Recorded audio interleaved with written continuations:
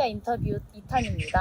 저희가 사전에 자음 인스타를 통해서 수업한 질문들을 반영해서 스몰톡 질문을 구성해 보았습니다. 첫 번째 질문부터 시작해 보도록 할게요. 교수님이 고대 출신이신 걸로 알고 있는데 학창 시절의 고대와 지금의 고대의 모습을 보았을 때 어떤 공통점이 있고 어떤 차이점이 있는지를 궁금합니다. 일단 뒤에서부터 얘기하면 차이점은 너무 세련돼졌죠. 그러니까 이게 뭐 대표적으로 캠퍼스도 이렇게 안 생겼었어요. 예전에 약간 고등학교 느낌으로 뭐 본관 있고 대학원 도서관 있고 뭐 이렇게 있으면 앞에 운동장이 있고 빈 운동장, 그 주변으로 스탠드, 그러니까 운동장 옆에 의자, 시멘트 의자 같이 이렇게 있어서 그다음에 뭐 옆에서는 좀 농구하고 있고 뭐 이래서 극히 약간 건물 자체는 예쁘지만 이 구조는 좀 단조로웠지 않나. 근데 그 이후로 지금은 뭐 이제 나가보면 중지 생겨서 그 위에 정원도 아주 예뻐서 사람들이 거기서 중짜 뭐 이렇게 짜장면 먹는다는 거 그런 것도 하는 거 보면 굉장히 뿌듯하고, 그다음에 곳곳에 분수도 나오고 학생들도 굉장히 화사하게 웃고 다니고 이런 게 분위기가 완전히 다릅니다. 그때는 건물도 다소는 이렇게 밝지 않은 느낌이었지만 학생들도 표정이 그렇게 밝지는 않았어요. 근데 지금은 아주 행복하게 다니고 있는 것을 보면 너무 보기가 좋습니다. 그게 큰 차이고, 공통점이 있다면 제일 중요한 거는 그때 학풍이 아주 놀랍게도 그대로 이어지고 있다는 거예요. 학풍이 이어진다는 것은 이게 동료끼리 사이좋고 막 뭉쳐 다니고 이런 거 있잖아요. 이게 나는 이제 이 시대가 되고 여러분처럼 요즘의 그 분위기 약간은 개인주의적이고 이런 분위기가 만약에 지속된다면 고대 학풍이 얼마나 오래 지속될 수 있을까에 대해서 우려를 많이 해왔으나 전혀 걱정할 필요 없이 한 1년만 지나면 아주 명실상부 진정한 고대생이 돼가지고 서로 위해주고 시생하고 또 몰려다니면서 뭐 이야기도 많이 하고 술도 뭐 먹고 뭐 그런 걸 보면서 이게 정말 장점이고, 나보다 훨씬 옛날 거의 100년 전 선배들도 그 당시에 고대다 하면 뭐 의리 이런 걸로 아주 상징적이었다고 해요. 뭐 고대의 특징 이런, 내가 신문기사 당시에 구한말 신문기사를 보더라도 보전이죠. 보성전문. 보전 학생들은 친구가 당하면 가만히 있지 않고 몰려가서 복수를 해준다 뭐 이런 게 우리 학교의 그 옛날 전통이었대요. 그 전통이라기보다는 이미지가 그랬다는 거죠. 근데 어떤 학생들의 이미지가 아직까지 이어지고 있는 건 정말 놀라운 장점이고 공통점인 것 같습니다. 좋습니다. 그 다음에 이어지는 질문들은 교수님께서 독일에서 또 공부를 하셨다라고 들었어요. 그와 관련된 질문들이 몇 가지 있었습니다. 그래서 또 특히나 또 독일 같은 경우에는 우리 법이 영향을 많이 받은 국가이기 때문에 이런 독일어 공부가 법학 공부에도 도움이 될까요? 라는 질문이 있었습니다. 근데 여러분이 질문하는 수준으로서는 사실 도움 안 되죠. 그러니까 그게 여러분들이 지금 한 3, 4년 동안 혹시 학부에서 법학에 관심 있고 공부하는 거하고는 아예 무관하고 나중에 혹시 로스쿨도 무관합니다. 혹시 일반 대학원 와서 석사과정, 박사과정 할 때는 독일어 모르는 친구보다는 좀 더 많은 걸 읽을 수 있다 이런 거예요. 근데 요즘에 아주 분화된 세계에서 독일어 안 해도 할 수 있는 법학도 얼마든지 많고, 그 다음에 또 기계의 힘으로 독일어 번역해주는 번역기도 있고 하기 때문에 이게 이제 독일어를 잘하면 분명히 도움은 되지만 독일어가 부담되어서 법학을 시도해보기조차 어렵다 이건 아닌 것 같아요. 그래서 누구나 할 수 있는 건데 독일어를 잘하면 조금 유리하다, 그 정도 얘기만 해주고 싶습니다. 그리고 또 뭔가 한국 생활과 독일 생활에서 차이가 분명 있을 텐데 어떠한 점이 가장 큰 차이로 느껴졌는지. 여러 가지가 있지만 난 진짜 한국에서 편한 것은 내가 다른 인종이 아니고 늘 먹고 싶은 게 있고 그냥 막 해먹기도 하고 사람도 많이 만나고 이런 게 굉장히 편하고 한데, 오히려 그와 반대로 독일은 아는 사람이 없고 주변에 나를 신경 쓰는 사람이 없고, 게다가 그들의 그 생활 방법이 다른 사람에 대해서 간섭과 신경 씀이 없어요. 여러분 한번 생각해봐요. 아침에 바로 일어난, 특히 뭐 여학생이니까 조금 더 신경 쓸 수 있는데 내가 외모가 어떤가 막 이러면서 화장을 해야 되지 않나? 머리 스타일, 옷은 어떻게 입을까? 약간은 불편하잖아요. 근데 독일은 그냥 학생들이 그냥 일어나다가 그냥 옵니다. 예, 물론 꾸미는 학생이 없다는 건 아니나 자기가 자기한테 뭐 좀 이게 뭐 불편해서 꾸미나 이런 건 있어도 다른 사람이 나를 어떻게 볼까에 대한 시선은 우리보다 훨씬 덜 신경 써요. 그게 매우 자연스럽죠. 그리고 뭐 이렇게 행동하면 다른 사람이 어떻게 보지 않을까, 나의 환경이나 나의 실력이나 나의 배경이나 이런 거에 대해서 사람들이 어떻게 생각할까는 생각을 전혀 안 하고 살아도 됩니다. 그런 거는 우리가 좀 배워야 되지 않나 하는 생각이 들어요. 내가 어제 어나더 라운드라는 그 넷플릭스에 나오는 영화를 봤어요. 매드 미켈슨이 나와서 내가 좋아하는 배우라 그냥 봤어요. 근데 그게 무슨 그러니까 보다 보니 너무 좀 나하고 잘 맞는 게 그 술 먹는 선생님에 대한 얘기야. 예?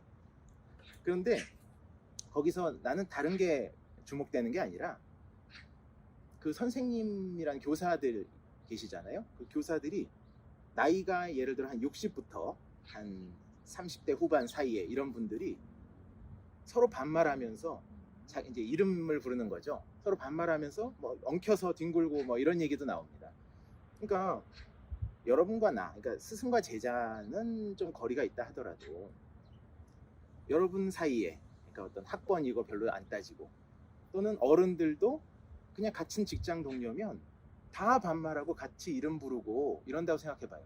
그러면 그게 한편으로 보면 예의가 없는 사회처럼 보일 수 있지만 훨씬 중요한 건 뭐냐면 아무 얘기나 할 수 있어요. 예를 들어서 내가 50대 내가 선생인데 30대 선생한테 서로 반말하잖아요. 그러면 내 고민도 다 얘기할 수 있어. 나는 어떤 사람이고 난 지금 어떤 처지에 있다고 다 얘기할 수 있는데 우리나라는 그게 안 되잖아요. 선배님 하고 시작하잖아요. 그럼 자기가 좋든 싫든 무슨 좋은 얘기를 해주고 싶어져. 너희는 어떻게 살아야 된다 이렇게 하고 싶어져. 그래서 꼰대가 싫든 좋든 꼰대가 되는 거예요. 근데 그 꼰대라는 분도 꼰대 되기 싫다니까. 자기도 꼰대이고 싶지 않고 자기의 외로움과 고민을 얘기하고 싶다니까. 근데 우리나라 어른들은 그걸 못하게 됩니다. 그 매우 중요한 이유가 호칭과 언어 습관인 것 같아요. 존댓말 이런 거 있죠. 그런 걸 다 없애자 이러기에는 우리의 전통이 너무 수천 년이야. 그렇긴 한데 그 면이 우리를 속박하고 부자유스럽게 만드는 게 참 많구나 하는 생각 어제 다시 한번 해봤어요. 그리고 뭔가 교환학생이나 유학 관련해서 법을 좀 더 공부하고 싶은 학생들이 독일로 가는 게 좀 더 나은가? 이렇게 미국이나 다른 유럽권의 국가보다 독일로 가는 게 좀 더 좋은 선택인가에 대해서 고민하는 경우가 많은 걸로 알고 있는데 이에 대해서 어떻게 생각하세요? 나는 뭐 권할만 합니다. 그거는 혹시 그런 학생들이 그런 생각하고 있다면, 물론 이제 독일어가 영어에 비해서는 불편하니까 크게 부담이 돼요. 근데 교환학생으로 가는 정도면 그렇게 독일어 잘할 필요 없고 영어만으로도 충분히 생활이 가능하고, 그 다음에 뭐 미국도 마찬가지겠지만 독일은 특히 대학생에 너무 많은 편의를 봐줘요. 예를 들어서 뭐 학생증만 있으면 아주 약간의 돈으로 정기권을 사고 그걸로 마음대로 교통수단을 이용할 수 있습니다. 한없이. 네. 그러니까 그런 거. 그 다음에 뭐 멘사라고 불리는 학생 식당은 외부 식당보다 반값밖에 안 된다든지 뭐 이런 편의를 많이 봐주게 돼서 그런 면도 매우 좋죠. 그 다음에 미국은 이 땅덩어리가 광활해서 지금 이 도시에서 벗어나서 다른 데 가려고 하면 크게 부담되잖아요. 비행기 타지 않으면 가기 어렵고. 근데 유럽은 어디 아름다운 도시 한 군데 자리 잡아도 대충 이렇게 돌아보면 그 주변에 많은 그 풍물과 문화들을 만날 수 있죠. 그런 게 장점이라고 생각해요. 그리고 교수님이 가장 좋아하는 철학자에 대해서 묻는 질문도 있었습니다. 이거는 옛날에 많이 변했었는데 한 몇 년, 최근 몇 년간 한 그래도 5, 6, 7년간 제일 책을 많이 읽은 사람은 하이데거 좋아해요. 뭐 그분이 예전에 역사적 어떤 가십에 해당하는 얘기로는 나치에 찬성하고 거기에 심지어 뭐 봉사했었다 이런 얘기도 있긴 한데, 그걸 떠나서 그래도 내 생각에 철학 철학과 그냥 일반적인 인식론, 방법론 또는 윤리학 이런 것을 구별해 준다면 무게 있는 철학, 이렇게 말하는 게 좀 철학자도 아닌데 내가 좀 건방지인 것 같기도 한데, 어떻게 우리의 삶이 어때야 되나, 삶과 죽음에 대한 고찰 이런 걸 나는 담아야 된다, 담으면 좋겠다 이렇게 생각하거든요. 근데 그 면에서 하이데거는 물론 읽기는 굉장히 어렵지만 많은 참조할 점을 알려줍니다. 그래서 읽으면 읽을수록 좀 더 읽었으면 좋겠다는 생각을. 만약에 자전에 입학을 하신다면 어떤 학과를 선택해서 이 제1전공을 선택하실 것 같은지. 그냥 이거는 이제 뭐 미래에 내가 뭐가 돼야 되겠다, 예컨대 내가 미래에 뭐 법조인이 돼야 되겠다, 로스쿨 가야 되겠다, 그래서 내가 로스쿨 가기 위한 제일 유리한 전공을 정해라 라는 뭐 그런 식의 사고 있잖아요. 그걸 전혀 배제하고 생각한다면, 좋아하는 걸 골라라 이러면 철학과나 사회학과, 그 다음에 정치외교 뭐 이런 게 취향이 제일 잘 맞죠. 경제학과, 내가 경제학과 예전에 법대 1지망, 경제학과 2지망이었습니다. 아닌 거는 경영, 행정, 통계 이런 거. 그거 좀 이유는 말 안 하겠지만 좀 비서. 여러분들은 뭐 영향받으라는 건 아니에요. 그냥 내가 스타일이 그렇다. 개인적인 취향이시니까. 스타일이 그렇다. 그다음에 조금은 추상적이지만 교수님이 앞으로의 뭔가 목표, 꿈이 뭔지 궁금하다라고 질문했습니다. 내가 아주 그 짧은 목표, 그러니까 이거는 꼭 이루어야 되는데 몇 년 내에 이뤘으면 좋겠다, 이런 거는 이 법률가가 되는 법조인 양성 방법, 법조인 배출 방법 이런 거를 바꾸고 싶어요. 여러분들이 이제 실감은 안 나겠지만 제일 대표적으로 변호사 시험 방법 이런 거를 꼭 바꿔야 됩니다. 그러니까 변호사 시험이라는 게 지금 여러분들이 지금 관심 있는 리트보다도 훨씬 창의력 떨어지고 그냥 암기 과목 그 자체죠. 판례 암기예요. 근데 여러분 알다시피 지금 이 검색의 시대에, 그리고 휴대폰 다 들고 다니는데 그거 암기해서 뭐예요? 뭐 옛날이야 그게 뭐 암기력 테스트가 혹시 의미 있었다 치더라도 지금 시대에는 게다가 심지어는 수십만 개의 판례를 한꺼번에 0.01초 만에 찾아가지고 조합하고 이론도 만들어내고 문헌도 찾고 논문도 번역해서 바로 제공하는 이런 AI가 지금 이미 활동을 시작한 이때 판례 문구 외워가지고 시험 보는 거는 당연히 바뀌어야 돼요. 지금 13년 동안 학생들이 로스쿨에서 그에 대한 너무 에너지를 많이 써서 그 우수한 인력들이 아주 자기의 능력들을 지금 도태시키고 있습니다. 이게 당장 이뤄야 될 제일 중요한 목표 같아요. 기회가 된다면 꼭 거기에 좀 봉사하고 싶어요. 먼 목표라면 그거는 이제 이기적인 것인데 내 삶의 의미를 한번 찾아보는 거예요.